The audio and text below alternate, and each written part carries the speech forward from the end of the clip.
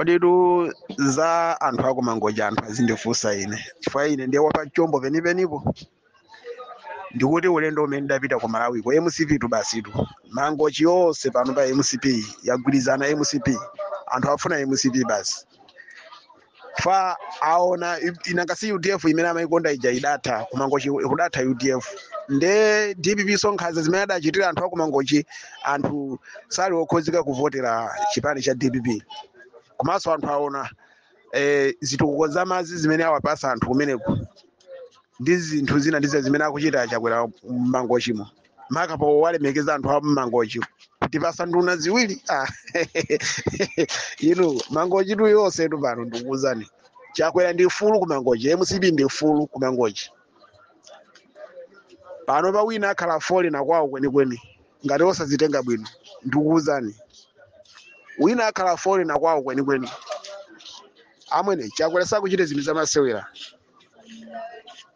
kumalo kumene akumutu kwana kumene amapita kumeneko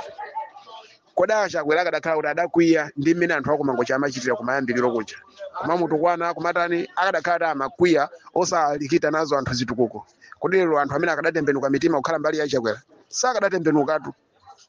koma anthu aja nawonso ali ndi umunthu aona kuti ifeyo anthu akumangochi tamutu kwana Chakwera popanda zifukwa tamunyoza kumulalatira koma ndi munthu amene wayisambisa mangochi Chakwera ameneyo ndi munthu amene wayiyeresa mangochi Chakwera ameneyo ndi anthu aja mu munthu wawo aona kuti yayi ifeyo tikwena tigwire ntchito ndi chipani chimene cha Malawi Congress Party mafumu onse agwirizana chifukwa mafumu akagwirizana ndiye kuti anthu onse pamene kuagwirizana nde ine ndi ndazigogo anga awiri onse ndi mafumu onse ali mbali imeneyo ya MCP ndipo akumachita kuyitanisa timisonkhano kuyitanisa pabwalo kwa fumu kwauza anthu kuti iyayi kuno osabweretsa zibwana kuno za DPP kuno ayi sitikufuna za UDF sitikufunanso kuno ndi MCP basi amwene mangochi pano pa ndi ya MCP amwene njala idali kumangochi ja Chakwera akhala kugawa chimanga akhala kuagawira anthu chimanga kumene kuja kupulumusa anthu ndi njala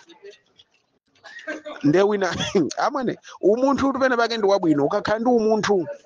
ndipo anthu aja umasintha ngakhale akhale anthu oyipa mitima koma umasintha chifukwa cha umunthu wako iweyo umene ukuwaonesera anthu koma taona ni njala yonse ija Chakwera limbana nayo pana kuthesa njala ija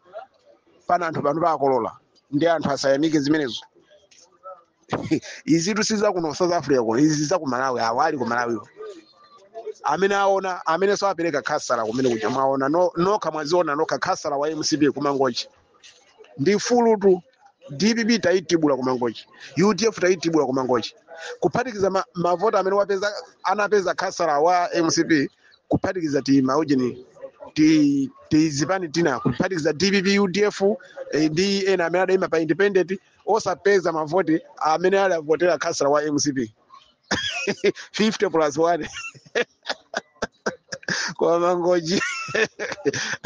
mangochi tu ilibe zamasewera mangochi mangokondwera ndi zitukuko basi mangochi makondwera ndi zitukuko ndithu Verano katwa Malawi akuti anthu kumeneko ku mangochi agwirizana kuti voti pa 16 September 2025 ikupita kwa chipani cha Malawi Congress Party komanso olemekezeka mtsogoleri wa dziko lino Dr. Makathe Chakwera. Ndeife pano panyasa voice box timati tingokufunsana nzathu aku mangochi kuti zimenezi ndizoona kuti inu anthu aku mangochi mwagwirizana kuti voti ikupita kwa chipani cha MCP kapena akuluwa mwina atu angopeza kabanzi pena pake ndi akudzilankhulira okha inu anthu aku mangochi tuzeni in the comment section below kuti zimene akunena mkuluyu ndizoona kapena sizoona mutuza in the comment section below pompano panyasa voice box.